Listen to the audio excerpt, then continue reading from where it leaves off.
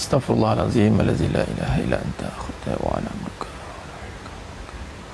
A'udzu bika min syarri ma sana'tu. Abu laka bi ni'matika alayya wa abu bi dhanbi faghfir li fa innahu la subhanahu illa ta'ala. Alhamdulillah khair. Assalamualaikum warahmatullahi wabarakatuh. Bismillahirrahmanirrahim. Innal hamdalillah nahmaduhu wa nasta'inuhu wa nastaghfiruh wa na'udzu billahi min syururi anfusina wa min sayyiati a'malina. May yahdihillahu fala mudhillalah wa may yudlil fala hadiyalah. Asyhadu an la ilaha illallah wahdahu la syarikalah wa asyhadu anna Muhammadan abduhu wa rasuluh. Allahumma salli ala Muhammad wa ala ali Muhammad. Rabbi yassir wa la tu'assir, Rabbi tammim bil khair. Rabbi shrah li sadri wa yassir li amri wahlul 'uqdatam min lisani yafqahu qawli. Allahumma iftah alaina hikmataka wa anshur alaina min khazaini rahmatika ya arhamar rahimin. Al-Malikul Quddusus Salamul Mu'minul Muhaiminul Azizul Jabbarul Mutakabbir. Subhanallah amma yusyrikun. Wallahul khaliqul bari'ul musawwiru lahul asma'ul husna. Yusabbihu lahu ma fis samawati wal ard. Wa huwal azizul hakim. Wala hawla wala quwwata illa billahil aliyyil azim. Amma ba'du. Alhamdulillah, sidang penonton, sidang jemaah mata Allah Subhanahu wa taala. Mudah-mudahan kita semua tergolong dalam golongan hamba-hambanya yang benar-benar bersyukur. Dengan lafaz alhamdulillah, antara kita menyatakan kesyukuran kita pada Allah SWT, ada tanda kita berterima kasih kepada Allah SWT dengan kita melafazkan kalimah alhamdulillah. Segala puji bagi Allah. Segala puji bagi Allah. Alhamdulillah, makna kata segala puji ni membawa maksud tiada satu pun kecelaan, tiada satu pun sikit kekurangan yang ada dalam hidup kita. Walau bagaimana Allah uji kita hari ini susah, dan kita berada masih dalam keadaannya Allah letakkan kita dalam ujian musibah. Ujian musibah, dia ada ujian kesenangan, ada ujian musibah. Yang menimpa musibah ni dikaitkan dengan benda yang susah. Dan mudah-mudahan bila kita kata kita mengucapkan alhamdulillah, walaupun kita berada dalam keadaan susah, tetapi kesusahan ini datang daripada Allah, maka sudah pasti kita akan berhusnuzan. Terima kasih kepada Allah, sebab ada banyak perkara lagi yang kita tersingkap atau terhijab daripada melihat nikmat-nikmat Allah Ta'ala yang kita tak tahu lagi. Banyak sebenarnya. Apapun kita mengucapkan kalimah alhamdulillah, kemudian kita zahirkan dengan ketaatan, kita zahirkan dengan perbuatan, kita zahirkan dengan penyembahan yang sebenar-benarnya. Kita menjadi hamba yang sebenar-benarnya, tunduk dan patuh pada kehendak Allah Ta'ala. Allah berkehendak jadikan kita bagaimanapun. Allah boleh adakan kita berada di atas, Allah boleh beradakan kita berada di bawah. Qulillahumma malikal mulki tu'til mulka man tasha' wa tanzi'ul mulka mimman tasha' wa tu'izzu man tasha' wa tuzillu man tasha' biyadikal khairu innaka ala kulli syai'in qadir. Itulah Allah Ta'ala yang boleh letakkan kita berada di atas, boleh kita berada di bawah, boleh dimuliakan, boleh dihinakan. Kerana apa? Kita ni status hamba. Bila kita status hamba, layak diperlakukan apa saja, boleh dilakukan begitu saja. Ambil tagline Gardenia. Kan Gardenia kan enak dimakan begitu saja. Jadi kita elok ataupun enak diperlakukan mengikut apa saja. Apa saja yang Allah nak buat atas kita, itu terserah pada Allah SWT. Hak Allah Ta'ala.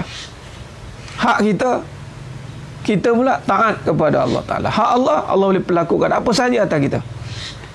Allah boleh buat kita terduduk, tertiarap, tertungging, boleh. Allah boleh lambung kita naik atas, niaga hebat-hebat, lepas tu kena maki, boleh. Allah nak lagi beringat lah. Beringat. Di saat kita berada di puncak, tiba-tiba kena maki. Nampak?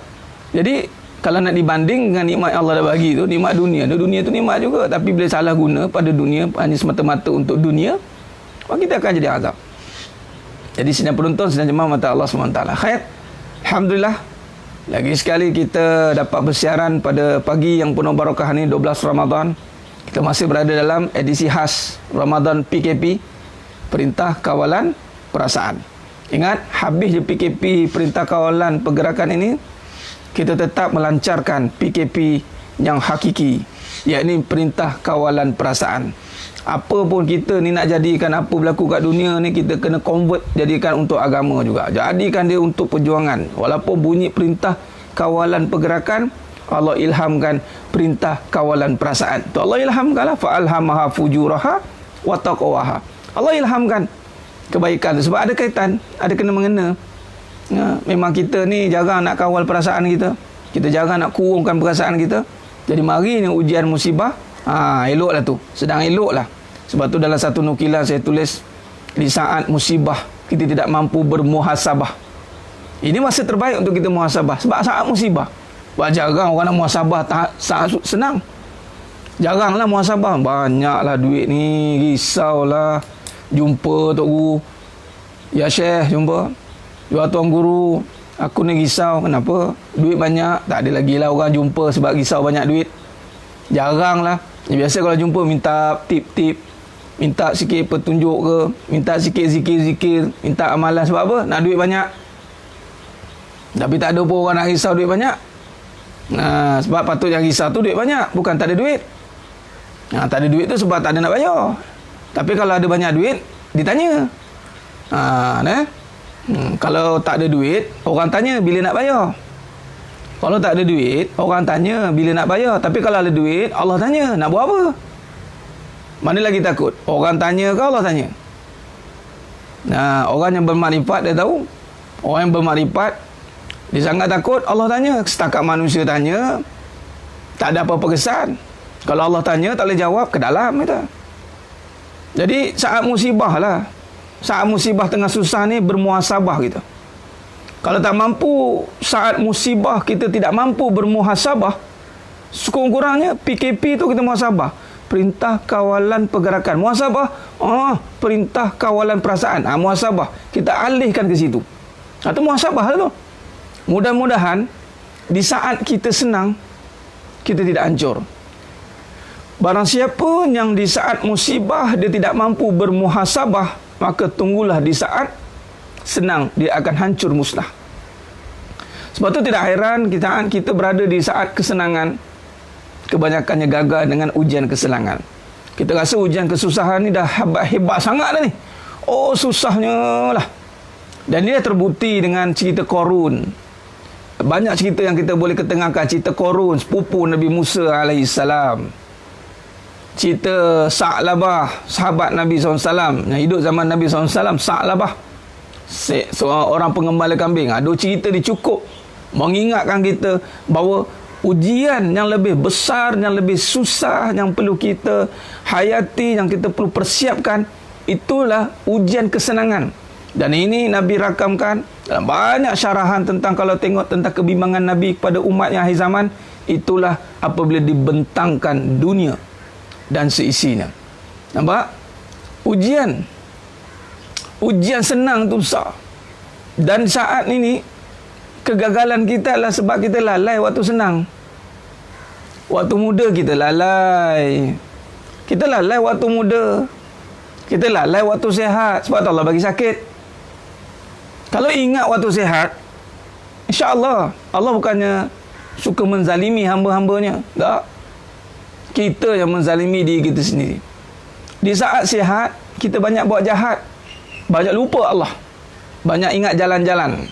Sihat, banyak ingat jalan-jalan cari makan. Sihat, ingat nak pakai baju apa, nak tayang sana sini. Sihat, dia rasa nak memiliki semua perkara.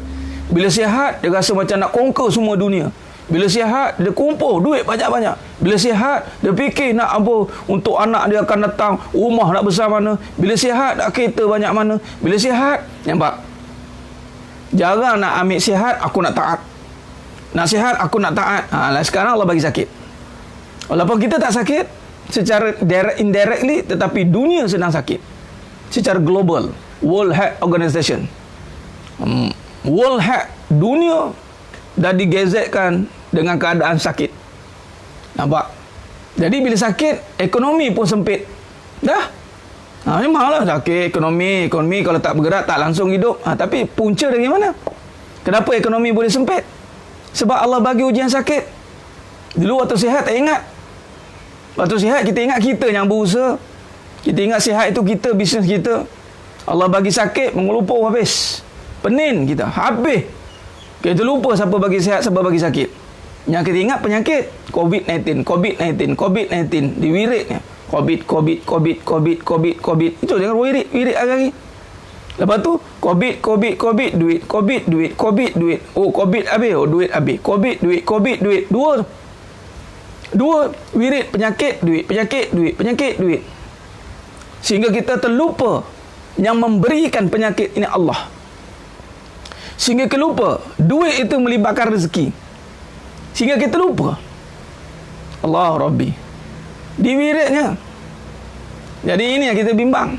Memang ini semua yang kena ini memang sebagai satu peringatan. Kalau Allah bagi hukuman, habis kita. Kalau Allah bagi hukuman dengan saya hancur kali dengan lenyap. Habis semua, habis ranap Allah bagi. Tak ada kasih can. Tapi kerana sifat Allah Ta'ala Rahman Rahim, maka Allah Ta'ala masih lagi beri peluang pada kita. Kerana syafaat Nabi SAW, kerana kekasih Nabi, kekasih Allah Nabi SAW, meminta kepada Allah SWT, kepada kita ni sebagai umat Nabi SAW, agar tidak turunkan bala yang berat-berat kepada umat Nabi SAW. Maka Allah perkenankan. Kerana Nabi, kalau ikut kan habis. Kalau ikut alam-alam ni, langit doa nak bagi runtuh, binatang semua doa, makhluk-makhluk yang ingkar, banyak lupa Allah. Alpa ni mukadimah kita bagi ni. Sementara nak bagi masuk sahabat-sahabat kita, bantu share dulu. Terima kasih semua yang menonton pada pagi ini. Kita sharekan seluas-luasnya, sebarluaskan ilmu yang kita nak syarahkan pada pagi ini. Kita akan sambung pengajian kita dalam kesempurnaan Asmaul Husna dalam kehidupan kita. Baik, sementara itu kita mukadimah dulu. Kita start je kaji perangat sikit. Nak ingatkan diri saya, ingatkan semua yang menonton, yang lebih banyaknya nak ingatkan saya ni. Kalau nak ingatkan saya, ingatkan diri Ustaz, cakap seorang-seorang lah. Tak syok pula cakap seorang-seorang. Jadi bagilah cakap sama-sama. Bila sama-sama dengar, mungkin sama-sama boleh amalkan. InsyaAllah. Tapi banyaknya yang bercakap lah. Sebab yang bercakap lebih banyak mendengar. Sebab ada 2 kali cakap, dengar. 2 kali tu. InsyaAllah. Khair. Makanya Allah nak bagi kita peringat je. Allah nak peringatkan kita siapa yang berkuasa. Sebab setiap musibah itu tak ada jalan lain, tak ada cerita lain, mesti balik pada Allah. In any matter, dalam apa juga keadaan, apa pun musibah, pusing keliling lah, musibah duit, musibah isteri, musibah anak, musibah nyawa, musibah apa pun. Musibah Ustaz, apa dia suami saya nak kahwin lagi. Musibah lah tu. Musibah. Apa yang kamu nak ingat? Saya ingat kat perempuan tu lah, orang ketiga tu, geram betul lah saya orang ketiga. Nak dia wirid ni orang pun ketiga. Orang wirid perempuan tu. Pemusnah rumah tangga. Dia wirid ni orang tu. Patutnya wirid Allah Ta'ala, ingat Allah. Betul ke kita ni bercinta kerana Allah? Ikhlaskah kita menyayangi suami kita tu? Dan suami pula duk wirid perempuan baru pula. Dapat perempuan baru, wirid, seronoknya kahwin baru. Dah wirid perempuan baru, lupa isteri lama. Dia lupa kat mana nikmat tu. Adakah kita ikhlas menyayangi isteri kita? Allah uji. Sama sekarang Allah uji duit. Dah wirid duit. Sehingga kan keluar satu statement, masjid dia tidak ada kelangsungan hidup, ekonomi ada kelangsungan hidup. Tu dia. Buat perbandingan macam tu, tak payahlah. Tak payah buat perbandingan setara begitu. Kita pun faham. Tapi kalau cuba buat perbandingan macam tu, punggah, pening alam ni. Orang yang tak ada asas mula nampak betul juga tu. Solat bukannya ada kelangsungan hidup, dia syiar dia. Solat sekadar syiar, tak ada kena-mengena dengan kehidupan. Subhanallah. Ini yang berlaku. Kita berada di saat dunia yang sedang dihimpit dengan fitnah. Hati-hati. Sebab itu perkara yang paling tepat nak buat di saat musibah ni apa, Ustaz? Di saat musibah ni apa benda yang kita nak buat ni? saat musibah ni, yang paling tepat nak kena buat adalah muhasabah tentang akidah kita. Sebab musibah itu balik pada Allah. Musibah, qalu inna lillahi wa inna ilaihi raji'un. Inna lillahi wa inna ilaihi raji'un. Balik pada Allah. Musibah dia balik pada Allah. Contoh macam isu yang tengah hangat kan, viral. Saya nak sebut juga kan, isu Jekyll contoh. Dia viral lah. Semua saya tak nak komen isu itu. Kita komen secara hakikatan. Kita ambil pengajaran. Apa yang kita nak belajar dengan isu Jekyll? Kita tak nak isu kaum ke apa, tolak tepi dulu. Itu biar pihak-pihak yang lain cakap. Kita cakap isu hakikat, kajian, tauhid dan tasawuf di dalam kehidupan. Nah, belajar dengan isu Jekyll. Apa isu kita boleh belajar? Belum tentu berada di atas orang puji. Kerana ini dunia. Dunia ni barang puji, barang keji. Boleh puji, boleh keji. Dua-dua boleh main. Jangan main-main. Itulah barang dunia. Jangan ingat bangunannya besar, ingat dah stable. Jangan ingat. Maka yang stable siapa? Yang betul-betul tunggal siapa? Yang betul-betul strong siapa? Allah. Dah keluar statement 6,500 staff nak kena bayar gaji. Nah, kita duk fikir rumah tangga kita, anak kita nak makan apa. Dia fikir nak 6,500 staff nak bayar gaji. Niaga lama-lama takkan tak banyak duit nak bayar gaji. Tak ada kesimpanan juta-juta tu. Tak ada ke? Kalau saya tanyalah, soalan nakal saya lah, soalan nakal lah. Ni soalan orang bodoh ni. Ni soalan saya, soalan orang bodoh tanya. Nak niaga lama-lama takkan tak ada duit lagi. Bangunan besar-besar. Takkan isu lagi 6,500 nak bayar. Ni soalan orang bodoh tanya ni. Nampak? Jadi di saat kita berada dikelilingi oleh dunia, dan walaupun kita dah boleh buat baik dengan sedekah sana sini, jangan ingat benda tu boleh menjamin kita akan berada sentiasa dimuliakan. Tak. Mulia kita dengan Allah je. Sebab tu jangan duduk dengan kebaikan. Saya dah tolong orang banyak, Jeka dah banyak berkhidmat, berbakti. No. Kau tolonglah satu kontainer ke, tolonglah satu apa ke, tapi bila saat Allah kata, aku nak takdirkan kau dihina. Nah. Nampak? Dunia barang puji, barang keji. Dunia barang puji, barang keji. Isteri samalah di saat di lambung tinggi kan. Masa mula-mula kahwin, di lambung tinggi, engkaulah bidadari, engkaulah. Tiba-tiba tup dah dihina, menghina dalam rumah tangga, menghina. Why? Ramai orang cari, kenapa ustaz saya dihina oleh suami saya? Lepas tu suami pula, kenapa ustaz saya dihina oleh isteri saya? Saya jawab mudah, itulah dunia. Dunia ni tempat hina menghina. Dunia ni tempat keji mengkeji. Siapa nak kenal dunia apa? Itulah belajar dengan Jekyll. Mulut tak boleh zen tu. Bukan kata Jekyll tu. Orang yang keji tu mulut tak boleh zen. Tak tahu isu ujung pangkal. Udah kita, ini pun satu perangai masyarakat ni. Kena hati-hati. Siapa yang dah mengaji, jaga mulut. Yang dah mengaji, jangan nak komen sebarang-sebarang. Diam lebih baik, Nabi kata. Walaupun kita nak pertegakkan kebenaran, tapi yang lebih benar, Nabi kata, falyakul khair aw liyasmut. Berkata baik atau diam. Malah kalau kita tak bercakap tu kerana apa? Ustaz tak nak komen pun. Tak nak. Saya ambil langkah untuk falyakul khair. Saya lebih ambil langkah untuk berkata baik atau aw liyasmut. Diam. Saya tak mampu lagi nak komen, jadi saya diam je lah. Saya tak mampu. Diamlah. Sebab apa? Nak tegakkan suruhan Nabi SAW. Jadi siapa-siapa yang dah mengaji, apatah lagi berakidah, pasti lisan dia terpelihara. Dia tak ada cakap suka hati dia. Dia tak ada panggil mulut, tak ada insurans panggil. Hati-hati. Ini kita nak belajar tentang dunia. Mana kata kemewahan membawa kemuliaan. Belajar. Belajar dengan cerita Jekyll. Bagus, terima kasih Kak Jekyll. Kerana Allah jadikan dia sebagai alat untuk menunjukkan dunia itu apa. Kita ingat dah berada di puncak dengan kemewahan yang hebat, dengan tolong orang sedekah sana, terselamat daripada hinaan? Tak. Jadi kita cari dunia untuk apa? Nah, jangan. Ramai orang kata nak berniaga kena ada simpanan. Sebab apa niaga? Untuk simpanan. Saya yakin orang berniaga pandai nyimpan. Orang berniaga, dia kalau cerita bak simpan, bagilah ke orang berniaga. Tapi bila datang ujian, tak reti pula tu, nampak? Oh, saya nak bayar tu, nak bayar ni. Nampak tidak? Nah, okey. Jadi maknanya, ini isu tentang kekuasaan Allah SWT. Ini isu tentang untuk kita balik kepada Allah SWT. Ya, masyarakat dan kita semua kena belajar. Dan orang beriman pasti menjaga lisan. Pasti. Antara ciri orang tu beriman, kata Nabi SAW, kalau dia benar beriman dengan hari kiamat, maka dia akan menjaga lisan.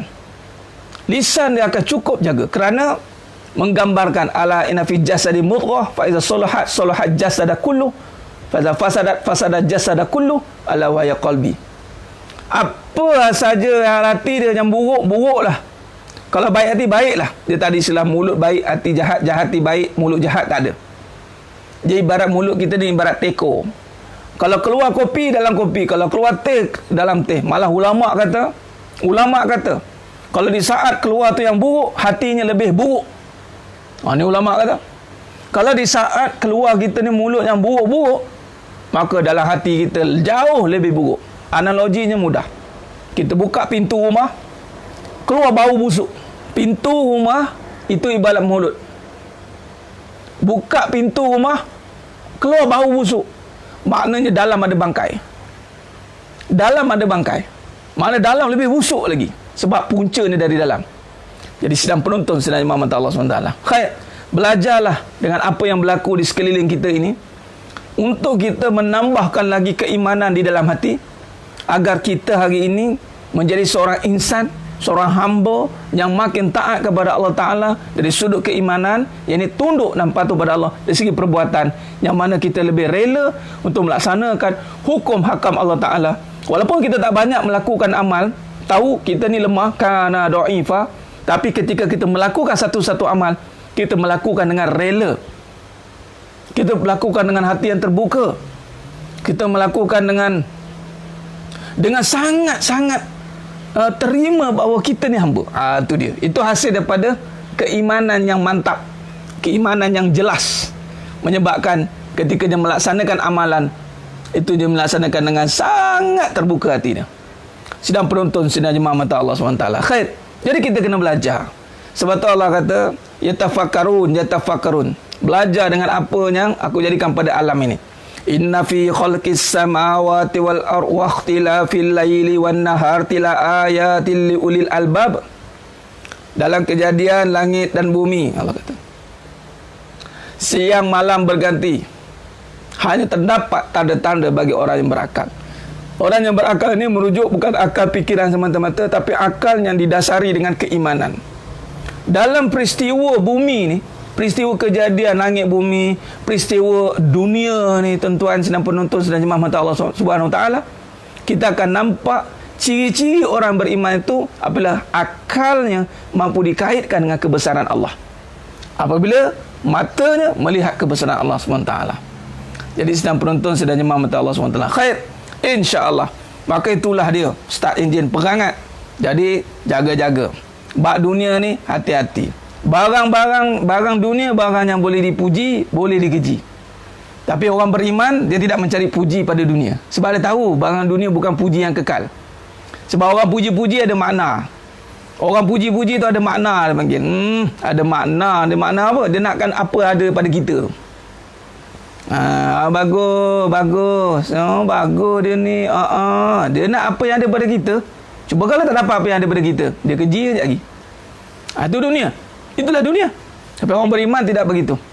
Orang beriman dia tidak akan duduk pada dunia, tapi dia duduk pada puji-puji Allah, dan dia takut dengan penghinaan di sisi Allah. Dia takut dengan kehinaan di sisi Allah. Sedang penonton, sedang jemaah mata Allah SWT. Khair. Jadi meneruskan kajian ilmu kita pada pagi yang penuh barakah ini di waktu duha. Mudah-mudahan Allah berkati kita semua, insya-Allah. Sediakan pen dan kertas ataupun catat di ruang komen apa yang kita nak bincangkan ini. Khair. Semalam kita dah bincangkan tentang kesempurnaan sifatullah, asma'ullah dalam kehidupan. Khair. Suka saya ingatkan di sini disclaimer. Saya nak syarahkan berkenaan tentang ketauhidan ini dan tasawuf, penyucian hati, dan mengesakan Allah Ta'ala dari sudut pandang kehidupan. Dan semua yang dibincangkan ini sudah pasti berorientasikan Al-Quran dan As-Sunnah, dan sudah pasti ijma' ulama' dan kalam-kalam ulama'. Tiada apa yang saya katakan ini bersandarkan diri saya semata-mata. Tidak. Disclaimer awal-awal. Mula bila kita kaji, kita keluarkan ilham, kita keluarkan kaedah-kaedah penyelidikan. Itu sebenarnya semua bersandarkan kepada Al-Quran dan Sunnah. Dan sudah pasti pengajian kita ni apabila sandarannya itu adalah kepada sifat wajib bagi Nabi SAW. Kita punya sandaran kajian dalam mana-mana perbahasan yang saya bawa, dalam apa topik sekalipun, terutamanya tauhid dan tasawuf ini, dalam topik-topik, tajuk-tajuk, mauduk-mauduk, tajuk-tajuk dalam kehidupan, itu ada kaedah dia. Apa kaedahnya? Itulah soft.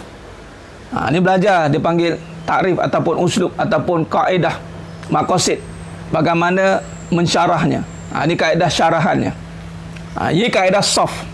Apa kaedah soft ini? Siddiq, amanah, fatanah, tabligh. Siddiq, amanah, fatanah, tabligh. Soft, bersandarkan kepada sifat wajib bagi Nabi SAW. Sifat wajib bagi Nabi SAW. Kalau ikut daripada jumhur ulama, siddiq, amanah, fatanah, tabligh. Itu jumhur ulama. Siddiq, amanah, tabligh, fatanah. Tetapi dalam perbincangan hakikat kehidupan ataupun perbincangan tentang apa saja yang cabang perbincangan kita, siddiq, amanah, fatanah, tabligh. Dan ini ijtihad para ulama. Yang mana rujukan itu saya telah terangkan rujukan pada para ulama yang mana faham, yang faqih, lagi arif dalam bidang agama dan jiwa ni. Bukan agama saja tapi jiwa. Dua agama dan jiwa. Itulah dia melibatkan kedua-dua bidang, maka diizinkan untuk menggunakan takrif ini. Siddiq, amanah, fatanah, tabligh. Fatanah bukan Fatimah, fatanah. Siddiq, amanah, fatanah. Silap typo tu. Fatanah, tabligh. Ya, baik. Khair. Jadi dia jadi soft. Khair. Jadi maknanya semua cabang ataupun orientasi perbincangan kita tidak lari pada 4 perkara ni. Tidak lari pada qawaid ini. Baik, ini sangat bertepatan dengan apa? Sangat bertepatan dengan suruhan Allah Subhanahu Wa Taala, dan ini sangat bertepatan dengan hadis Nabi sallallahu alaihi wasallam. Surah Allah Taala itu adalah kul in kuntum tuhibbunallaha fattabi'uni yuhibbukumullah. Allah kata, hai Muhammad, kata bagi tahu, yakni Nabi SAW disuruh kul in kuntum, kalau betul kau ni cintakan, kalau betul mereka ni cintakan aku, bagi tahu kat mereka kul in kuntum tuhibbunallaha fattabi'uni yuhibbukumullah. Yuhibbukumullah. Ikut Nabi SAW. Jadi bila cerita tentang Allah, Nabi tidak boleh dipisahkan. Cerita tentang Asmaul Husna ataupun cerita tentang sifatullah, Nabi SAW tidak boleh dipisahkan. Dan kaedah ni mesti selari. Yang ini yang kita ketemui, dan kita buat muzakarah dan kita temui kaedah ni. Itu saya namakan kaedah soft itu. Kita yatafakkarun dalam uslub atau cabang kaedah. Bukan kita nak syarahkan ilmu tu dah. Ilmu tu ulama' dah syarah cantik dah. Sifat Allah bagaimana, kewujudannya bagaimana, ta'rifnya bagaimana. Cuma kedudukan kajian itu, kedudukan kita nak kaji ilmu itu bagaimana cara. Sebab kemungkinan ada kita nak kaji tentang Asmaul Husna je. Asmaul Husna sebut, lepas tu nak zikir. Boleh, tak ada masalah. Ada yang kaji tentang Nabi SAW, cerita tentang Nabi je. Mungkin bagus, tak ada masalah. Tapi bila mari dalam bab kehidupan, nak gabungkan Allah wa Muhammad, nak gabungkan perbincangan kekuasaan Allah dan akhlak di dalam kehidupan, itu nak digabungkan bagaimana? Ni bagaimana? Apakah kaedah? Ini masih terbuka dalam perbincangan. Masih terbuka dalam perbincangan kaedah tu. Ini kena faham. Pagi ni kita bukanlah berat, tapi saya nak fahamkan Allah. Mudah-mudahan Allah bagi faham. Saya nak bagi tahu, bukan saya nak fahamkan, minta maaf. Saya nak bagi tahu supaya Allah fahamkan sidang penonton semua, insya-Allah. Kaedah kita ni sebab kita menggabungkan dua perbincangan besar. Satu sudut perbincangan agama yang melibatkan usuluddin, akidahnya, akhlaknya, fikihnya, syariatnya. Malah kita fokus kepada akidah dan tasawuf. Dan satu lagi perbincangan tentang kehidupan. Kehidupan ni kalau tidak dibincangkan dengan mengikut kawaid dia, mengikut kaedah dia, dia akan jadi perbincangan yang terpisah. Sebab itu dalam kehidupan, hati-hati. Ada orang dia anggap, saya dah belajar agama. Okey, kita pun rasa seronok belajar agama kan. Sebab tu orang kata, agama ni kita tanya ustaz-ustaz je. Bab kehidupan ni kita urus sendiri. Tak. Bab kehidupan kita kena cari juga orang yang suitkan kehidupan dengan agama. Sebab tu saya suruh sebarkan video ni. Sebab tu saya sebarkan, saya jadi amanah untuk sebarkan kehidupan. Kehidupan ni ada orang dia cuba campur adukkan kehidupan tu, ada agama sikit, ada barat sikit, dia jadi rojak. Dalam kehidupan ni dia mengaji agama dah betul dah. Dia pilih-pilih mengaji agama sikit. Sebab kita bukan background agama, contoh saya ni bukan background agama ustaz, jadi saya ambil agama sikit, ustaz sikit, saya ambil ni sikit, dicampur sikit, dia ambil, dia gaul jadi rojak, dia bubuh dalam kehidupan. Nah, dalam kehidupan inilah akan berlaku konflik kehidupan. Konflik agama ni sebenarnya tidak akan berlaku konflik agama. Sebab agama dah jelas. Agama dah sempurna. Dalam surah Al-Ma'idah ayat 3 Allah kata al-yawma akmaltu lakum dinakum. Nah, Allah dah sempurnakan dah nikmat agama ni. Tapi jadi kat mana kesilapan agama ni? Kat mana jadi? Pada kehidupan. Sebab dalam kehidupan kita terdedah dengan pemikiran yang terbuka. Ini ya ustaz, kita kena dengar juga ni tentang pemikiran ni. Kita kena ambil kira banyak benda. Dia nak ambil kira banyak benda sehingga menunjukkan agama tidak menjadi dominan. Dia tidak jadikan agama sebagai anchor dia. Dia tidak menjadikan agama sebagai trust dia. Malah tidak menjadikan agama sebagai pegangan dia. Maka hati-hati. Agama akan dianaktirikan atau ada dalam bahasanya. Agama ni akan diketepikan perlahan-perlahan. Hati-hati. Ini fitnah ni dipanggil perang saraf. Saya dah bagi tahu perang saraf di dalam kehidupan. Perang saraf dalam kehidupan ini berlaku ketika peristiwa perang salib. Perang salib ni 2 kali Islam berperang. Pertama Islam menang, kedua kalah tu. Yang menang tu, waktu tu ketua dia punya pok dia, ketika menang Islam, padri dia cakap apa? Kita tak boleh lawan Islam dengan kekuatan dia. Susah. Sebab Islam ni kalau datang main kekuatan agama dia, dia akan makin kuat. Dia akan makin dekat dengan Allah. Tak percaya? Cuba kita sekarang sentuh pasal agama kita. Melenting orang. Orang yang tak solat pun melenting. Menjungkit orang panggil. Ya? Memang kita beragama tak boleh sentuh. Tapi cara dia cakap apa? Kita serang mereka dari kelemahannya. Ini dia. Dan boleh kaji tentang perang saraf. Perang salib. Maka di situ Pop ni kata, kita masukkan ideologi kat mereka. Kita jauhkan mereka dari agama mereka. Dengan fikiran. Dan ini sebenarnya, kenapa mereka boleh fikir macam tu? Inilah dipanggil talbis-talbis yang diasaskan oleh Presiden Kejahatan Seluruh Alam. Presiden Kejahatan Seluruh Alam itulah Iblis. Dia akan bersama-sama dengan pemikiran-pemikiran jahat. Dia akan masukkan pemikiran supaya agama ni dia tidak ubah. Apatah lagi agama sesat, ajaran sesat tu kita tengah-tengah nampak. Ini nampak dia macam sebut tentang agama. Tapi tengok duk tunjuk dunia, duk cari pengaruh. Nampak? Dia halus dia masuk kat situ. Dia cerita juga pasal rezeki. Dia cerita juga.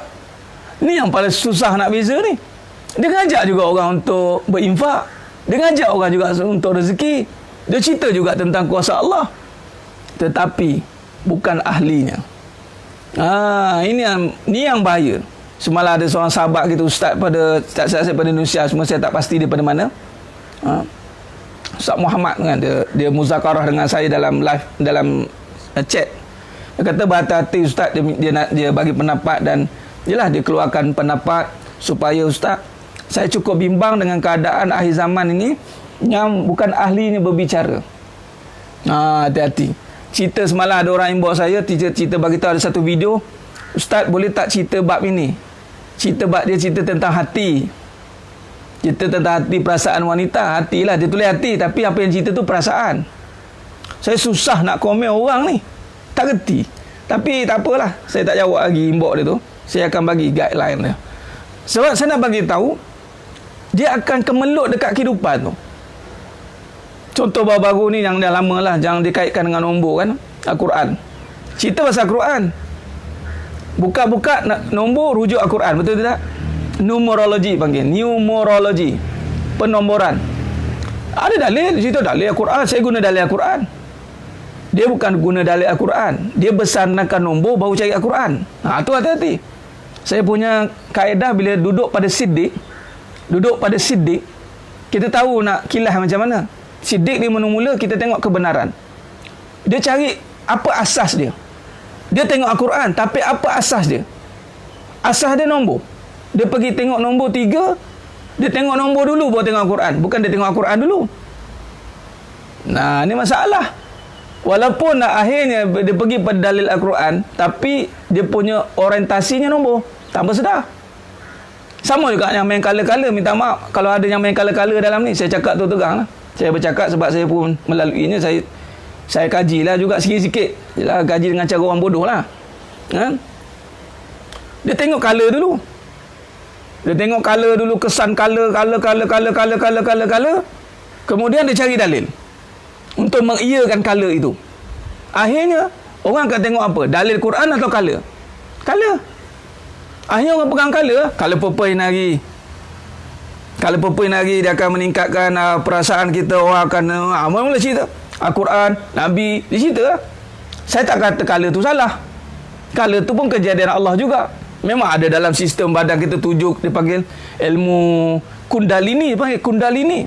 Tu ilmu dalam meditasi tu dia panggil Kundalini. Dia panggil kamera biofeedback test. Kita pun tahulah sikit-sikit, tahu cara orang bodoh. Tahu kan? Feedback test nanti keluar dia panggil aura, dia panggil. Tak salah benda tu. Benda tu tak salah. Salahnya kita bawa dia sebagai panduan hidup. Nombor tak salah. Nombor tak salah. Kala tak salah. Salahnya kala jadi panduan hidup. Nombor jadi panduan hidup. Isu jadi panduan hidup. Dia punya kajian isu. Kaji isu perempuan. Isu perempuan. Dia kaji, dia galit tengok isu je. Sedangkan isu ni dah ada dalam Quran. Tapi sebab dia tak ada kepakaran untuk tengok Al-Quran, maka dia ikut cara dia lah. Dia ambil sikit, dia kumpul, dia bagi kat orang. Ini bahaya. Bahaya, cukup bahaya sidang penonton, sidang jemaah mata Allah SWT. Cumanya bagaimana kita nak keluar daripada perkara ini, kena ada asas akidah. Sebab tu saya buat gerakan balik, bagaimana nak memahamkan kehidupan ini dengan aspek akidah dan tasawuf yang sebenar. Sebab ada setengah-setengah itu saya tak pergi kepada secara fokus, dan saya tak nak generalism. Tidak dipanggil tidak ada adab begitu. Cuma saya nak bagi tahu ada segelintir dan ada keadaan fitnah yang mana masuk perang saraf tadi. Saya nak bagi tahu kronologi ni. Ada yang ambil agama tetapi asasnya dunia, dia duduk dekat kehidupan, akhirnya dia akan jadi dunia balik. Hati-hati. Ini yang Nabi kata, aku cukup bimbang umat-umatku di akhir zaman dibentangkan dengan dunia. Sebab dunia ni dia boleh manipulasi agama. Nampak macam agama tapi dunia. Subhanallah. Saya bila Allah takdirkanlah ceburkan dalam pengajian kehidupan ni, alhamdulillah, dalam pembangunan insan ni, pembangunan insan, subhanallah, saya melihat Allahu Akbar. Dia halusnya benda-benda macam ni. Tak hati-hati. Sama juga bintang-bintang ke kelahiran ke semua. Dia jadi campur aduk, tuan-tuan. Sidang penonton, sidang jemaah mata Allah SWT. Campur aduk bukan dekat pengajian akidah tu. Pengajian akidah tu cantik. Agama tu cantik lah. Dekat kehidupan. Sebab kehidupan ni dia terbuka. Terbuka pada tuan-tuan, sidang penonton, sidang jemaah mata Allah SWT. Contoh pada pagi ni. Terbuka, nak dengar ke tak nak. Nak pegang ke tak nak. Sebab bukannya ada orang bimbing secara directly. Semua masing-masing ada kehidupan masing-masing. Ikut pahaman masing-masing lah. Kalau pahaman dia berdasarkan kepada itu saya cakap, asas dia jangan belajar pada pengalaman. Sebab ada orang dia belajar pada pengalaman semata-mata. Jadi daripada pengalaman tu dia nak mencari dalil. Dia bukan nak menafikan pengalaman buruk dia tu. Patut dia hancurkan pengalaman buruk dia. Ada jenis begitu. Jadi bila pengalaman masing-masing, macam mana lagi kita nak buat kebenaran? Baru tahu bidang kebenaran ni susah. Sebab dia bukan sekadar cakap marilah kita jadi baik je. Jadi baik, mari kita kembali kepada Allah, jadi orang baik. Kalau macam tu Nabi tak berperang lah, tuan-tuan. Kalau macam tu lah cara dakwah yang kita dok faham, tak perlulah pertumpahan darah yang berlaku pada zaman Nabi SAW. Tak perlulah ada hujah-hujah. Tak perlulah ada ancaman. Sebab sekadar ngajak orang jadi baik. Jadi baik, semua boleh. We say we each other, we together, kita sama, kita baik. Peace, no war. Peace, no war.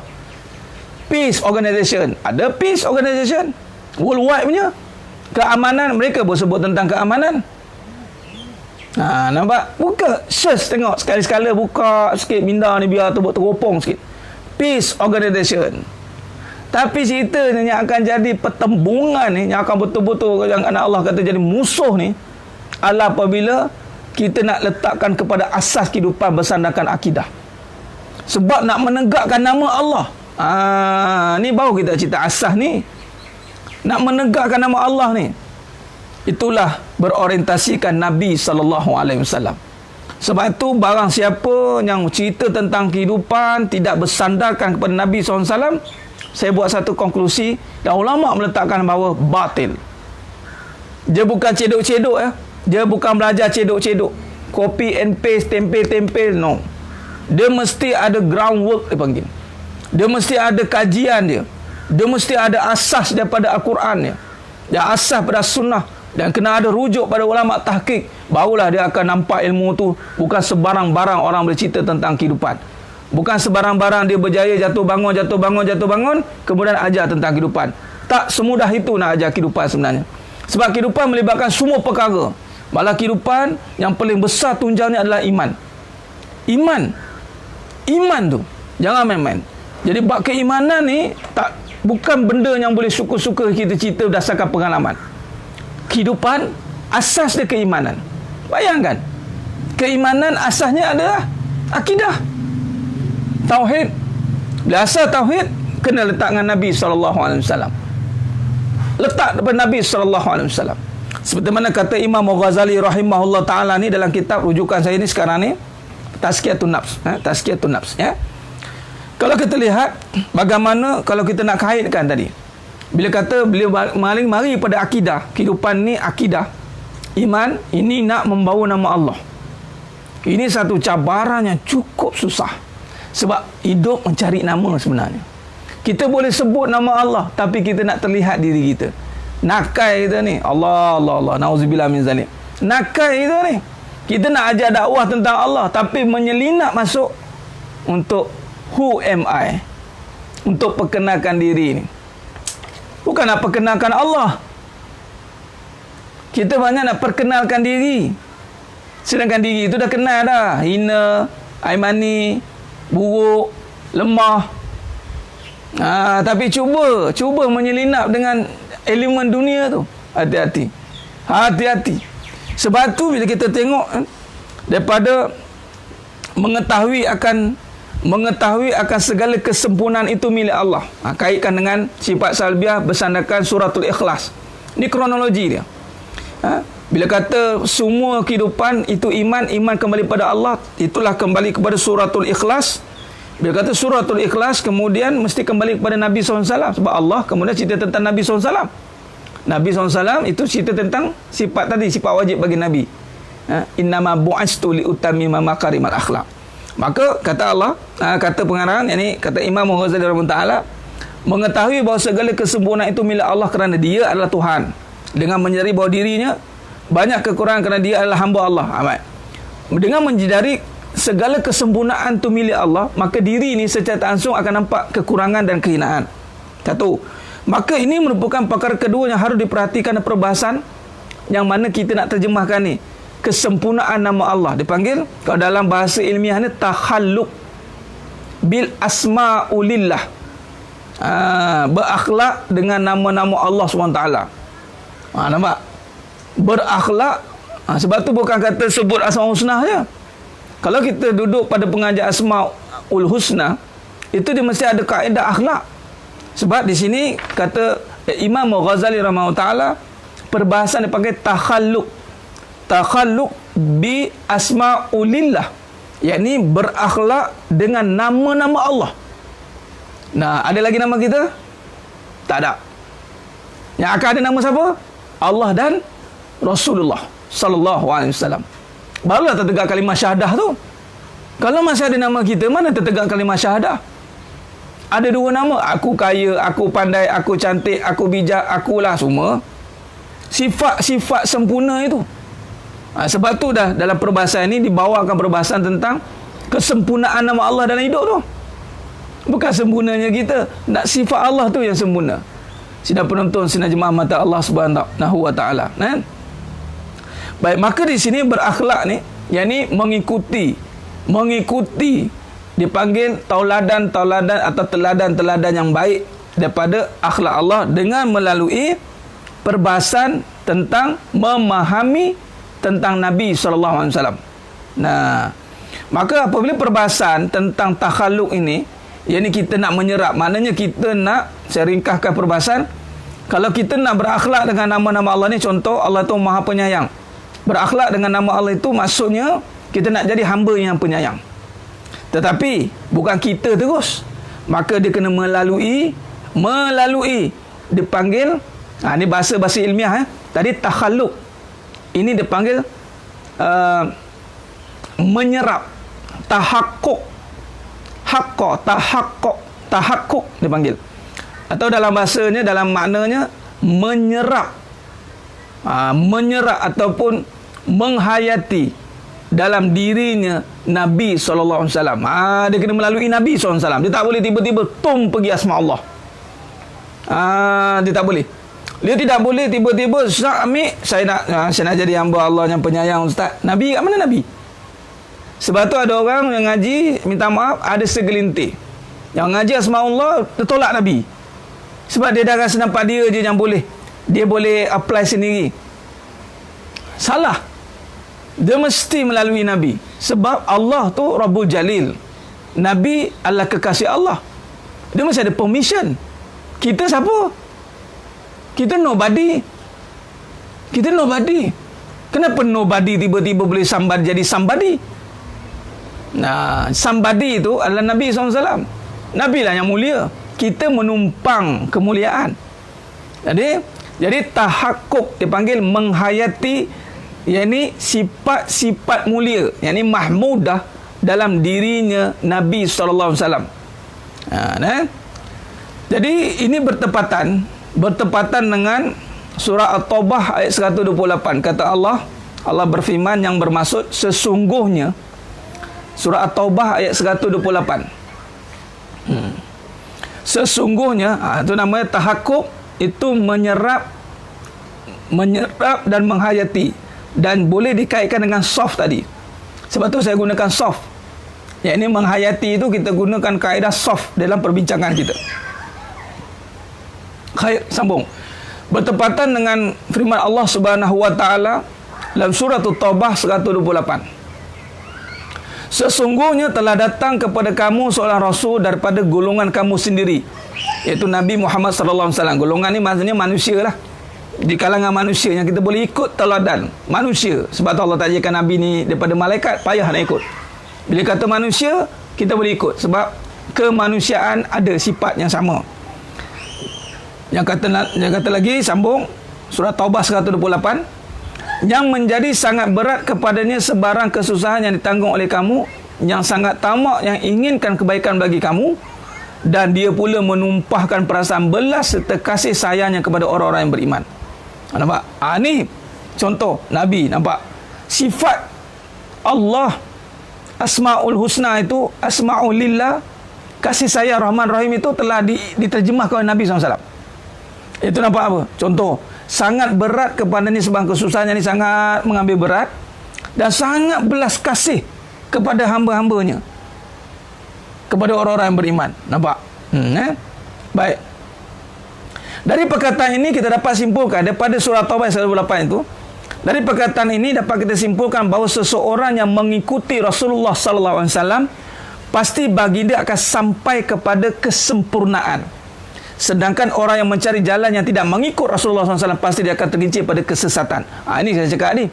Ulama kata, kalau kita jadikan kita punya kaedah cerita Asmaul Husna tu dan kaedah cerita kehidupan bersanakan Nabi, pasti akan pergi pada kesempurnaan. Pasti. Ini janji Allah. May yuti Allah wa Rasul faqad faza fawzan azima. May yuti Allah wa Rasul faqad faza fawzan azima. Siapa taat pada Allah dan Rasul pasti berjaya. Maka kalau kita bersusah payah nak ikut pengajian tentang Allah, Asma'ulillah, dengan kaedah memahami sifat Nabi, nah, dia seiring. Baik. Maka kata Allah lagi dan surah Al-Ahzab ayat 21. Dan surah Al-Ahzab ayat 21 kata Allah lagi, demi sesungguhnya adalah bagi kamu pada diri Rasulullah itu contoh ikutan yang baik, iaitu bagi orang yang sentiasa mengharapkan keredaan Allah dan balasan baik hari akhirat, serta ia pula menyebut dan mengingati Allah banyak-banyak dalam masa susah dan senang. Ini ciri-ciri dia. Baik, di sini saya nak tekankan. Antara cirinya dikatakan mengikut Nabi SAW itu daripada perbahasan kalam Imam Ghazali rahimahullah ta'ala ini, dan daripada tahqiq guru ulama Dr. Said Hawa rahimahullah ta'ala hafizahullah ta'ala alaihim, bagi tahunya kalau benar kita ikut Nabi ni, kita akan banyak ingat Allah, bukan ingat makhluk. Hati-hati, ada juga pembawaan. Ni saya cerita ni, saya cuma cerita tentang isu-isu. Ada yang cuba memperkenalkan Nabi, tapi dengan cara akhirnya nampak makhluk. Yang ni perkenalkan Nabi, akhirnya nampak isteri. Memanglah Nabi kata yang paling baik di kalangan kamu adalah yang paling baik bersama ahli keluarganya. Ahliha, ahli keluarga. Syarah tu, ahli keluarga ni ramai. Kalau lelaki, ahli keluarga, mak, isteri, anak-anak, ahli keluarga. Bukannya tiba-tiba pergi kat isteri, tala kat isteri je. Kita kadang syarah pergi tala kat isteri. Mak tu berlembut dengan isteri, dengan mak kerah ketung panggil. Dengan isteri melompat, isteri panggil cepat dia dah penuhi. Tapi kalau mak panggil lambat. Itu tak baik juga dengan ahli. Dia dengan ahli ni, dengan mak, dengan ayah, dengan isteri, dengan anak-anak, dengan banyak. Okey, baik. Itu kaedah. Tapi saya nak bagi tahu, ada segelintir yang bila berbicara soal Nabi SAW, sedangkan ni surah Al-Ahzab ayat 21 ni, yang mengingati Allah banyak-banyak dalam masa susah dan senang. Ini yang saya gunakan. Ini kalam yang saya syarahkan dan cuba nukilkan dalam konteks kehidupan. Ada orang yang gunakan Nabi untuk kepentingan diri. Subhanallah, na'udzubillah min zalik. Dia guna Nabi, tapi bukan untuk ingat Allah. Untuk ingat, bang, kena ingat bang, Nabi, bang, Nabi ni lembut tau bang. Nabi ni sweet tau. Romantik tau. Dia suruh nak ingatkan siapa? Ingatkan Allah atau ingatkan isteri? Hati-hati. Jadi sekarang ni, rupanya terbalik. Allah, cerita bab Allah. Kalau tak ada gabungan ni, dia jadi dunia juga cerita dia. Subhanallah. Bila kata perhalusi ni, ya Allah, dia jadi ke dunia. Cerita Allah kalau tak ada Nabi pun ke dunia. Cerita Nabi saja pun ke dunia juga. Ni kan Nabi SAW itu gabungan. Gabungan ni mesti membawa kepada kul in kuntum tuhibbunallaha fattabi'uni yuhibbukumullah. Sebab cirinya tadi surah Al-Ahzab ayat 21, demi sesungguhnya adalah bagi kamu pada diri Rasulullah itu sallallahu alaihi wasallam contoh ikutan yang baik. Ya, nampak? Contoh ikutan yang baik, iaitu bagi orang yang sentiasa mengharapkan keridhaan Allah dan balasan hari akhirat. Serta ia pula menyebut dan mengingati Allah banyak-banyak. Itu ciri orang yang kata mengikut jalan Nabi ni. Tahakkuk dipanggil menyerap bisifatin Nabi SAW, dengan sifat Nabi SAW. Sebab tu gabungan bila cerita tentang perbahasan tauhid tasawuf ini dalam perbahasan hakikat kehidupan ni, gabungannya Allah wa Muhammad itu mesti tidak boleh. Wa ashadu, kan wa ashadu an la ilaha illallah, wa kan wa tu, dan wa ashadu anna Muhammad Rasulullah. Ashadu an la ilaha illallah wa ashadu anna Muhammad Rasulullah. Nampak tidak? Mana boleh pisah? Wow tu dan. Dia tak ada tentang Nabi lain lah. Tentang Nabi ni kita nak belajar macam mana Nabi layan isteri-isteri. Subhanallah. Takkan itu je cerita pasal Nabi. Hati-hati. Cerita pasal Nabi dia nak tengok rumah tangga. Pasal Nabi je rumah tangga. Lepas tu rumah tangga pula ambil kesempatan. nak suami romantik macam Nabi, tapi lupa Allah. Itu bukan ikut jalan Nabi. Ikut jalan Nabi, ingat pada Allah. Ni datang naik syekh ni, cerita tentang Nabi ni, datang naik syekh. Ya tak boleh sebab Allahumma salli ala Muhammad. Sebab kita melihat, yalah kita tahu, kita cerita tentang sirah, kita cerita sama ilmu Muhammadiyah, baguslah. Tapi bila mari dah kehidupan, dia ada plagiat, dia panggil plagiat. Plagiat ni manipulasi. Ambil Nabi ni untuk rumah tangga je. Tapi untuk akidah, untuk tegak agama, tak ada pun syarahnya betul-betul. Ada syarahannya, tapi bila mari kehidupan saya, lain sekali disclaimer, disclaimer lain sekali. Saya banyak melihat tentang kehidupan. Tentang kehidupan. Okey. Bila mari tentang kehidupan, saya melihat ada salah laku di situ. Dengan kacamata kebenaran lah, Siddiq tadi, bukan kacamata kita.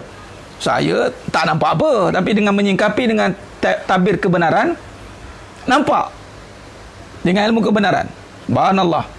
Patutnya bawa pada Nabi itu membawa kepada Allah, bukan membawa ingat Nabi, ingat rumah tangga. Ingat dalil surah Al-Ahzab ayat 21. Ingat dalil ni. Surah Taubah tadi dah ada 128, ni surah Al-Ahzab ayat 21. Jangan kita nak mengaji tentang kehidupan berdasarkan contoh kehidupan berkeluarga ikut Nabi. Kalau betul ikut Nabi ni, surah Al-Ahzab ayat 21.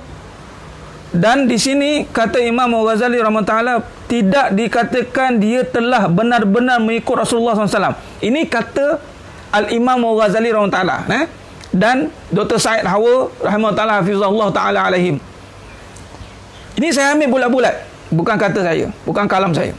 Tidak dikatakan dia telah benar-benar mengikut Rasulullah sallallahu alaihi wasallam dalam hal menyerap, tahakkuk menyerap, dan berakhlak, takhalluk berakhlak. Dia ada dua, tahakkuk, takhalluk. Tahakkuk menyerap, takhalluk mengikuti, meneladani. Tidak dikatakan, ni Imam Ghazali kata, tidak dikatakan dia itu ikut Nabi. Kesimpulan gitulah, kecuali dengan banyak berzikir kepada Allah. Allahumma salli ala Muhammad wa ala ali Muhammad. Jadi nak bagi tahunya, tahakkuk, takhalluk. Takhalluk itu ambil pada kalimah akhlak, takhalluk. Tahakkuk kalimah haqqa, nak menegaskan. Tahqiq, tahakkuk, tahqiq dia panggil. Tahakkuk maknanya nak mengesahkan, nak menjadikan, nak menyerapi, dia panggil tu, nak endorse, endorse, tahqiq. Nama saya panggil, macam contoh syarahan kita ni, kaedah soft tu telah ditahqiqkan oleh, ada 3. Yang ni bermula dengan almarhum Tuanku Datuk Abu Sandi Al-Hafiz, tu tahqiq. Dengan Mufti Kelantan, dengan Mufti Selangor, dengan beberapa guru-guru lain, Datuk Salahuddin, guru saya, guru Nizar, beberapa orang guru-guru mu'alim yang berada dalam nak mengkaji soft je. Saya mengkaji soft. Tahakkuk, bukan tahakkuk, haqqa, tahqiq, qaf, tahakkuk. Tulis bahasa Melayu je lah. Takhalluk, berakhlak dan menyerap. Perkataannya menyerapi. Okey, baik. Jadi orang yang benar-benar ikut Nabi, kata Imam Ghazali rahimahullah ta'ala tadi adalah yang akan ingat Allah banyak-banyak. Kaitan surah Al-Ahzab ayat 21. Kalau ikut Nabi, sebut Nabi tapi dia nampak isteri, tu kan ikut Nabi SAW. Atau nampak isteri, nampak Nabi, dia isteri pula seorang, pula keluar statement, Nabi kahwin seorang tahu, Nabi kahwin seorang tahu, la ilaha illallah. Cerita tentang Nabi, cerita tentang, bukan tak boleh cerita, tapi kalau itu je dia ingat, tak benar-benarlah mengikut pengajian. Kita tak jujur di dalam mengikuti Nabi SAW. Nabi buat perbuatan itu sebagai penterjemahan kasih sayang Allah. Kasih sayang Allah itu luas. Nabi layan Sayyidatina Aisyah radhiyallahu anha begini, Nabi layan Sayyidatina Khadijah radhiyallahu anha begini, Aisyah radhiyallahu anha begini, Siti Zainab begini. Banyak sisi Nabi ramai. Itu terjemahan daripada sifatullah asmaulillah. Luasnya kasih sayang Allah. Luas kasih Allah ya ustaz ya. Ini tidak cerita Nabi je rujuk tu rumah tangga. Bila ustaz nak ikut rumah tangga cara Nabi ingat Allah banyak-banyak. Bila ingat Allah banyak-banyak, nak ingat makhluk lagi. Nak ngada-ngada lagi, nakkan belayar, nakkan kasih sayang. Mulalah kata nanti faham si Nabi pun cemburu ustaz. Mula dia sama kan cemburu dengan cemburu si Nabi yang ahli syurga tu. Cemburu Nabi SAW si Nabi tu cemburu dengan amal.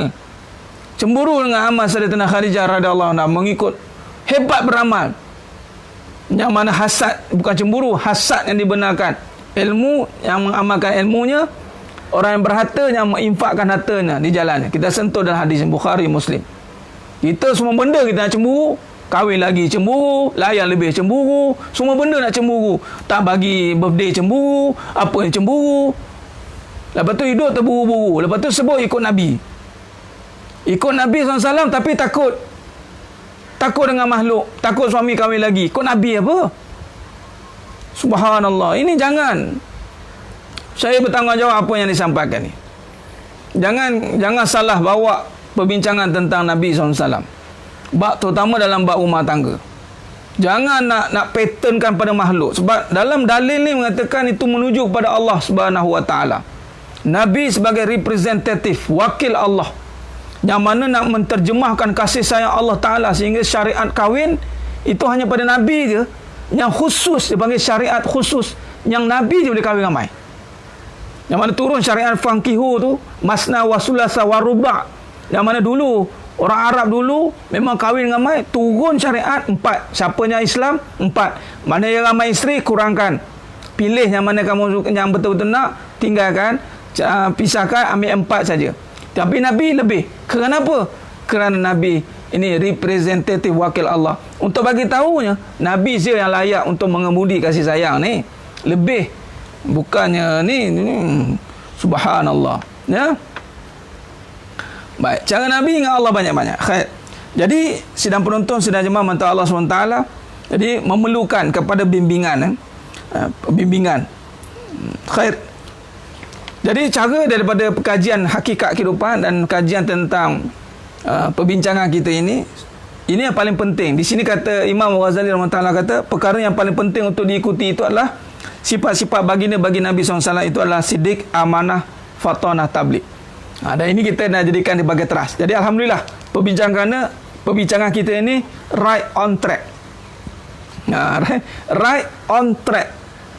Jadi kita perbincangan kita ni sebab mengikut kepada kalam Al-Imam Ghazali rahimahullah ta'ala, yang paling penting pada sifat wajib Nabi ini adalah merujuk pada sifat wajib bagi Nabi SAW. Kita sedang berbincang bersandarkan kepada 4 kaedah perbincangan. Ya? Clear? Jelas? Jelas. Sedang penonton, sedang semah mata Allah Subhanahu wa ta'ala. Perbincangan kita right on track, insyaAllah.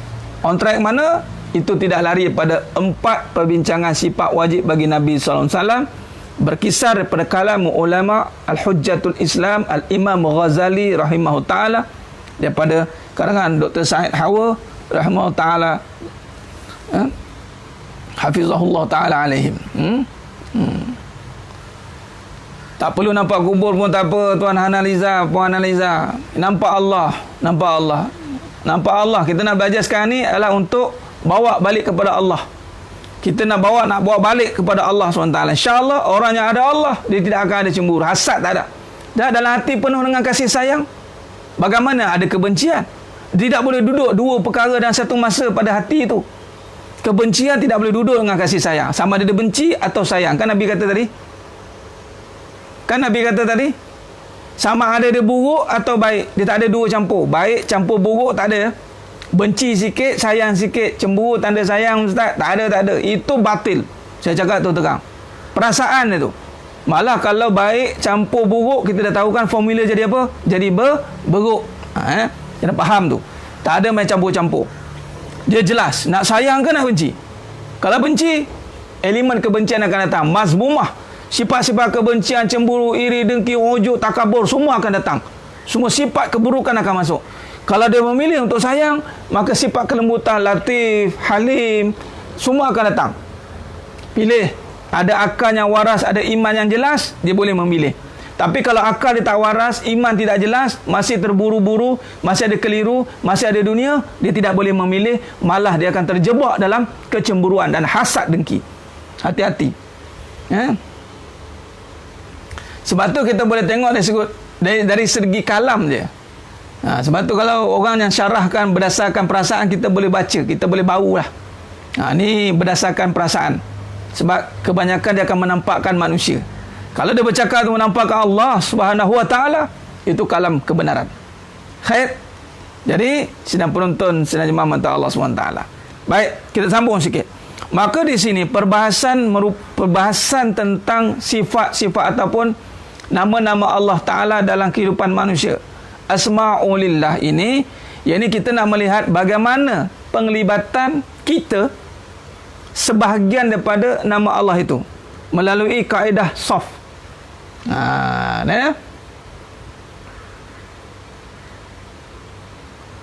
Tak ada masalah. Tarawih ni termasuk dengan qiyamul lail, bangunkan qiyamul lail pun boleh. Dia ihya Ramadan, membangunkan malam qiyam. Kalau nak tidur dulu baru buat tarawih, tak masalah, dia tak ada waktu yang tetap. Wallahu alam. Khair. Baik, sidang penonton, sidang jemaah mata Allah Subhanahu Wa Taala. Maka di sini, maka insya-Allah nanti habis PKP nanti kita teruskan kajian, dan saya lebih seronok kalau ada whiteboard. Nampak whiteboard, dia lagi nampak nanti insya-Allah mana yang sedang menonton ni ada kelapangan akan datang, kita akan buat daurah yang belajar secara talaki depan-depan. Saya lebih suka tulis dan nampak susun jalurnya, ya. Adapun sekarang tak apalah, kita niatkan dapat juga ilmunya, mudah-mudahan dapat juga susunan dia. Baik, saya nak susun begini. InsyaAllah. Ini apa yang disusun oleh kalam ulama. Bila kata al-ulama warasatul anbiya, maka mesti berkisah tentang Nabi SAW, Nabi dan Allah. Khair. Dia bermula dengan Allah. Itu mesti dengan Allah. Dia kata dengan Allah, itu dalilnya Iqra.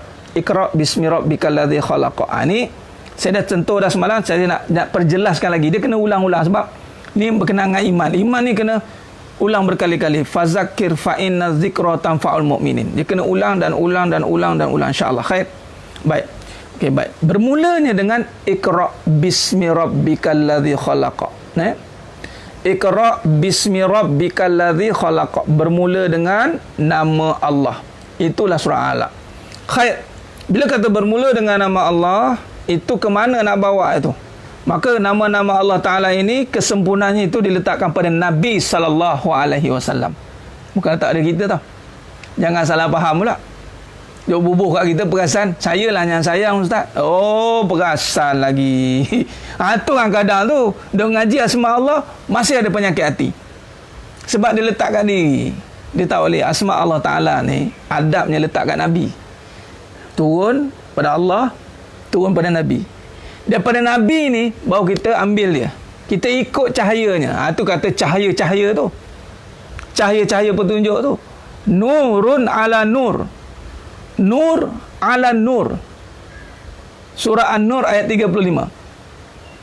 Allahu nurus samawati wal ard, masalu nurihi kamishkatin fiha misbah, al misbahu fi zujajah, الزجاجة كأنها كوكب دري يوقد من شجرة مباركة زيتونة لا شرقية ولا غربية يكاد زيتها يضيء ولو لم تمسسه نار نور على نور يهدي الله لنوره من يشاء ويضرب الله الأمثال للناس والله بكل شيء عليم. Sadaqallahul azim. Tadaburnya secara khulasahnya, Ayat ni ulama mengatakan tentang bagaimana kekuasaan Allah Ta'ala meliputi langit dan bumi. Allahu nurus samawati wal ard. Cahayanya, yakni kekuasaannya. Cahaya Allah itu meliputi seluruh alam. Allahu nurus samawati wal ard. Baik. Disambung tadi perumpamaan tadi itulah seperti buah zat apa dia, gejala pula apa, bekas kaca tu yang macam lampu orang dulu kan, apa dia panggil, kaca lah, bekas kaca. Mubarakatin zaitun tasyaqiyah wala ghardiyanti wala gharbiyanti yakul zaitu hayudi wala tamtasnar nurun ala nur. Cahaya tu ibaratnya seperti dalam bekas cahaya api. Cahaya tu daripada minyak zaitun, daripada cahayanya sendiri, kaca pun bercahaya. Geluk kaca, daripada geluk kaca tu bercahaya, minyak dia bercahaya. Cahaya ni mana, semua dengan ilmu Allah. Nur alamu, cahaya atas cahaya, cahaya atas cahaya. Jadi kekuasaan Allah Ta'ala turun kepada cahayanya. Inilah cahaya kekasihnya. Itu dah mencahaya-cahaya tu, orang kata cahaya. Nah, yang ini sifat-sifat mahmudah. Itu berbalik pada tadi, sifat-sifat terpuji tadi. Bila begitu, kita dapat tempias dia. Tempias. Jadi kalau dia begitu, daripada Iqra, Bismirab. Bismirab, Rabnya mana? Bismillahirrahmanirrahim. Allah Rahman Rahim. Dan siapa penterjemahannya? Itulah Nabi SAW yang membawa Asma'ulillah ini. Bukan kita sewenang-wenang nak pakai. Saya makan Asma'ul Husna Ustaz. Oh, itu senang lah. Hati-hati dalam penterjemahan yang salah. Maka di situ, maka perjalanannya barulah ada secara ringkasnya yang maha. Contoh, saya ambil contoh. Saya bagi ringkasan dulu, ringkasannya. Nanti baru kita akan masuk perbahasan satu-satu insya-Allah. Allah itu maha pengasih, maha penyayang. Ar-Rahmanur Rahim. Baik. Bila buang maha, bila buang alif lam ma'rifah dia panggil, Rahman Rahim, dia akan jadi Abdur Rahman, Abdur Rahim. Saya bagi perbahasan ringkas dulu ya. Mudah-mudahan kita mudah difahamkan oleh Allah Ta'ala. Bila buang alif lam Ar-Rahman, yang maha alif lam. Sebab tu siapa-siapa yang ada nama yang menggunakan nama-nama Asma'ulillah, contoh Ghani. Ghani, dia tidak boleh ada Ghani saja, dia kena Abdul Ghani, hamba Allah yang kaya. Okay, bila kata tinggal saja nama tu, bila nak jadi ke perbuatan, yakni pada kehidupan, sebahagian dia panggil apa, kesempurnaan nama Allah dalam kehidupan kita itu apabila sempurnanya itu bersama Nabi SAW. Itu maksud dia. Maka Abdul tu hamba tu merujuk pada Nabi SAW. Nah, ini kalau ulama kata bagaimana merujuk pada sifat-sifat. Ini kata Imam Al-Ghazali Allah kata merujuk pada Nabi tu. Sebab tu Abdullah, hamba Allah, dan Nabi SAW ana Abdillah, hamba Allah yang penyayang, hamba Allah yang pengasih, hamba Allah yang kaya, hamba Allah yang kuat. Dia tidak boleh kuat je, aku kuat, aku kaya, sebab aku tak ada. Hamba. Dan hamba tu pula bukan kita, Nabi SAW. Hamba ni nampak jawatan yang kita anggap biasa. Hamba ni, kita ingat hamba Ustaz, jangan tengok hamba dunia. Jangan tengok hamba dunia. Hamba dunia buat apa? Hamba Allah ni beza. Hamba Allah ni terpilih. Allah pilih hamba Allah. Kita ni belum lagi confirm jadi hamba Allah ya. Ya ke Ustaz? Tunggu Allah panggil lah. Kalau Allah panggil tu, kalau kita dipanggil oleh Allah tu, mana kita dah jadi hamba Allah lah. Bukti tu surah Al-Fajr tu. Ya ayyatuhan nafsul mutmainnah irji'i ila rabbiki radiyatan mardiyah fadkhuli fi ibadi. Masuklah wahai hamba-hambaku. Masuklah wahai hamba-hambaku. Nampak? Mengaku hamba bolehlah kita. Betul-betul hamba belum tentu. Silap-silap hamba harta, hamba dunia, hamba suami, hamba isteri, hamba anak, hamba. Apa makna hamba? Dia tunduk kepada apa yang dia nak ikut tadi. Dia tunduk pada isteri, dia tunduk pada anak, dia tunduk pada kerja, dia tunduk pada harta. Itu hamba lah. Tapi tidak tunduk kepada Maha Pengasih, Maha Penyayang. Tidak tunduk pada Maha Pengasih, Maha Penyayang. Apa bukti kita tak tunduk pada Maha Pengasih, pada Penyayang? Pertama, kita tak ikut Nabi SAW. Nabi tak ada sifat benci dalam hati. Nabi tak ada sifat iri dalam hati. Nabi tak ada sifat busuk hati. Kita tak ikut. Sebut saja Bismillahirrahmanirrahim. Dengki, hasad, cemburu sana sini, bergaduh tak habis-habis. Tak ikut Nabi. Bila tak ikut Nabi, masa tak ikut? Tak ikut Allah. Allah dan Nabi hilang. Sebab tu hidup huru-hara. Sebab tu hidup macam dalam neraka. Saya tak tenang hati lah Ustaz. Oh, tak tenang hati lah Ustaz. Sebab tak jadi hamba Allah. Nak jadi hamba Allah, kena ikut Nabi. Kalau Nabi pemaaf, kita kena memaafkan. Jangan ikut sebahagian-sebahagian. Dia kena ikut semua. Sifat tadi. Allahumma salli ala Muhammad wa ala ali Muhammad. Jangan kita hanya berperwatakan saja yang boleh dibuat-buat pura-pura ikut tu. Boleh lah. Tapi bermulanya ikut tu dengan hati. Dengan hati. Dengan contoh sifat Ar-Rahman Ar-Rahim. Abdul Rahman Abdul Rahim. Itulah Nabi SAW. Sebab itulah dirakamkan dalam surah At-Taubah 128 tadi. Apa kata Allah tadi? Sesungguhnya telah datang kepada kamu seorang rasul daripada golongan kamu sendiri, iaitu Nabi Muhammad SAW, yang menjadi sangat berat kepadanya sebarang kesusahan yang ditanggung oleh kamu, yang sangat tamak inginkan kebaikan bagi kamu, dan dia pula menumpahkan perasaan belas serta kasih sayangnya kepada orang-orang yang beriman. Nampak? Kepada orang-orang yang beriman tau. Asal orang tu beriman, yang ini dengan mengucap kalimah syahadah tu, kita consider orang tu Islam dan dia beriman lah. Kita tak tahulah. Kita tak boleh lah. Dia ni orang tak beriman. Nak menghukum orang tak beriman tu Allah, bukan kerja kita. Tapi Nabi SAW, semua orang yang beriman, semua orang beriman, selagi dia mengucap tu kalimah syahadah, Nabi kesian, Nabi sayang.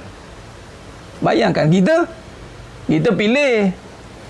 Lagi pula kalau nak jadi seteru, jadi madu. Oi, jangan main-main. Jangan madu lagi. Cincang ni. Jangan main-main. Benci datang.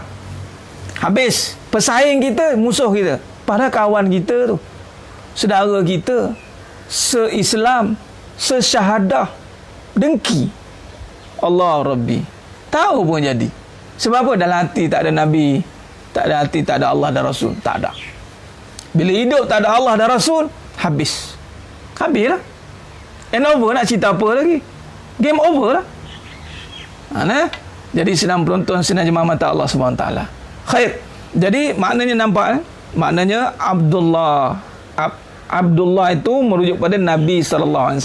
Sifat hamba ni yang diiktiraf tu Nabi SAW.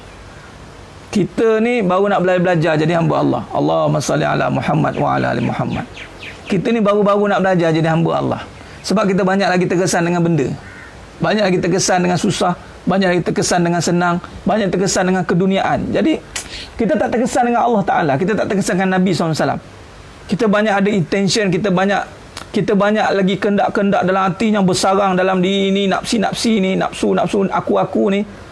Keakuan tu menebal. Jadi mudah-mudahanlah dengan berkat Ramadan Al-Mubarak ni, dengan berkat kita mengaji ni, dengan berkat kita buka kitab, insya-Allah kita nak ngaji tentang Allah dan Rasul, mudah-mudahan Allah akan hancurkan segala sifat-sifat keburukan mazmumah itu dalam hati kita, insya-Allah. Amin ya rabbal alamin. Jadi saya rasa cukup setakat itu saja perbincangan kita pada pagi yang penuh barakah ni. Rugi benci madu, tahu tak apa. Kita hidup kena sayang menyayang. Sayang tu kan luas. Tengok Nabi SAW, luas kasih sayangnya. Jadi kenapa kita nak membenci? Why? Kerana ada dunia dalam hati. Kita membenci kerana ada dunia, itu je. Kita membenci kerana ada dunia. Oh, tak dapat payung emas ni apa panggil? Kontroversi, tak ada. Dia tak ada isu payung emas. Hadis dia tak jelas. Baik, insya-Allah saya rasa cukup setakat itu. Kita akan sambung lagi pengajian kita, masih perbincangan penterjemahan nama-nama Allah dalam kehidupan kita. Kita kena faham dulu, tak ada main terus-terus cerita je. Kita kena pasakkan dulu kefahaman bagaimana kronologinya datang, kaedahnya macam mana, baru kita cerita. Dia kita jaga adab-adab, insya-Allah Dan inilah road to jannah. Inilah jalan menuju syurga. Jalan menuju syurga ini yang katakan ada kalimah Allah dan Rasul ni, la ilaha illallah Muhammadur Rasulullah. Siapa yang mati dengan menyebut kalimah la ilaha illallah Muhammadur Rasulullah, fadkhulul jannah, akan masuk syurga. Tapi adakah kita menghayati la ilaha illallah Muhammadur Rasulullah itu? Wow pun tertinggal, banyak tertinggal lah. Kita ingat Nabi, ingat benda. Ingat Nabi, ingat banyaklah kita punya kekhilafan ini yang menyebabkan kita masih belum benar-benar nak jadi hamba Allah. InsyaAllah dengan mudah-mudahan dengan berkat majlis ilmu Allah bimbing kita ni, Allah akan bantu kita insyaAllah. Khair. Itu saja. Terima kasih banyak pada sidang penonton, sidang jemaah mata Allah Subhanahu Wa Taala, kepada semua yang menonton pada pagi yang penuh barakah ni, waktu duha. Mudah-mudahan Allah berkati kita semua. Kita ketemu lagi pada siri yang berikutnya pada besok hari insyaAllah. Dan pada malam ni macam biasa, malam ni kita ada bual bicara santai, ilmiah. Semalam kita tajuk tiada alasan lagi. Malam ni kita akan tengok apa tajuk yang kita akan bincangkan insyaAllah. Banyak berkisah tentang, masih berbincang tentang bisikan kehidupan, bagaimana nak memantapkan keimanan kita, akidah kita. Matlamahnya kita nak supaya kita ada kekuatan untuk beribadah pada Allah SWT. Itu kita nak itu insyaAllah. Khair. Kita jumpa malam ni. InsyaAllah pada pukul 10 malam, 10 hingga 10 suku malam insyaAllah, pada bual bicara ilmiah lepas tarawih at Moreh. Jumpa malam ni insyaAllah. Dan besok ada lagi sesi sambungan kita ini besok. Khair. Cukup setakat itu saja. Aqulu qawli hadza wa astaghfirullahalazim li wa lakum. Wa billahi taufiq wal hidayah. Wassalamualaikum warahmatullahi wabarakatuh. Jadi kita tangguh dengan tasbih Farah dan suratul As. Subhanakallahumma wa bihamdik, asyhadu an la ilaha illa anta, astaghfiruka wa atubu. Bismillahirrahmanirrahim. Wal 'asr innal insana illa alladhina amanu wa 'amilus shalihat wa tawassaw bil haqq wa tawassaw bis sabr. Wallahu a'lam bissawab. Kuliah Zuhur tak ada. Hari ni tak ada kuliah Zuhur. Wallahu a'lam. Takbir, Allahu akbar.